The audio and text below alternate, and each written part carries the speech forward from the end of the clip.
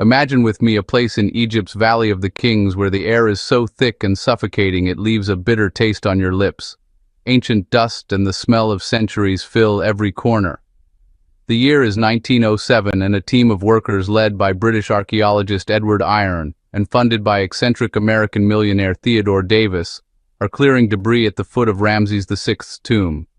They're not searching for grand treasures because Davis is convinced the valley has already surrendered all its secrets. They're simply cleaning the rubble blocking the entrance when suddenly a pickaxe slips and falls into an empty void. What they discover next causes terror and bewilderment among everyone present. The entrance is modest, decorated with protective formulas and scenes from the Book of the Dead. It's a hole in the earth crudely camouflaged, not with the intention of hiding riches from thieves, but apparently to isolate from the world what lies within. When the first light from a kerosene lamp pierces through the darkness accumulated for centuries, the explorers don't see the solemn order of the afterlife, but rather the chaos of desecration. This place doesn't look like a typical pharaonic tomb. It resembles a crime scene, a dumping ground where dangerous evidence was hastily thrown during the night. In the center of the chamber lies a wooden sarcophagus covered in gold and semi-precious stones. It's lying on the floor surrounded by limestone fragments.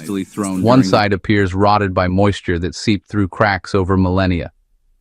But the most terrible sight awaits when they approach and clean the dust from the coffin. The golden funerary mask has had its face ripped off. This isn't damage caused by the passage of time or a falling stone. The gold of the face was torn with a sharp instrument in an almost surgical feat. The golden cartouche, that sacred oval where the owner's name should be written before the gods, was mutilated as if flesh had been cut open. Someone wanted this man's soul to never find its way to the afterlife. Someone condemned him to the most absolute and eternal annihilation, the ultimate execution. According to Egyptian theology, neither Davis nor his assistants could imagine they were facing the tomb of the most hated and cursed man in Egyptian history, a pharaoh whose name remained banned for 3,000 years, Akhenaten.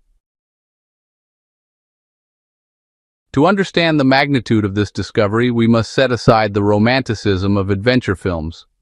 In archaeology, what matters more than gold is context. And the context of the tomb registered as number KV55 was monstrous, and contrary to all canons. Everything about its arrangement screamed error and darkness. The objects scattered in the chamber composed a disturbing puzzle. The sarcophagus, by the shape of the wig and the curvature of the body, appears to have been made for a woman. It could have been prepared for a queen or princess. However, a ceremonial beard had been hastily attached, the symbol of pharaonic power. The wall inscriptions were erased, and in the niches remained 4 canopic jars for the viscera decorated with female heads, but with the texts erased. Inside the sarcophago rested a mummy in a deplorable state. Decomposition and poor embalming had reduced it to a collection of loose bones. The skull separated from the body and the ribs were crumbling. The central enigma resided in the so-called magic bricks found in the corners of the chamber, protective amulets whose hieroglyphics barely preserved traces of Akhenaten's name. This was the ancient practice of damnatio memoriae, the curse of memory. For Egyptians, naming a person brought them back to life. Erasing their name was equivalent to killing their soul, completely dissolving it into chaos and depriving it of Osiris's judgment. Whoever buried the deceased or desecrated him afterward committed in ritual terms a metaphysical murder. Investigators crashed against an unknown. What man lay in this coffin destined for a woman and desecrated with a royal beard? First, the hypothesis was considered that it was the great imperial mother Tiye.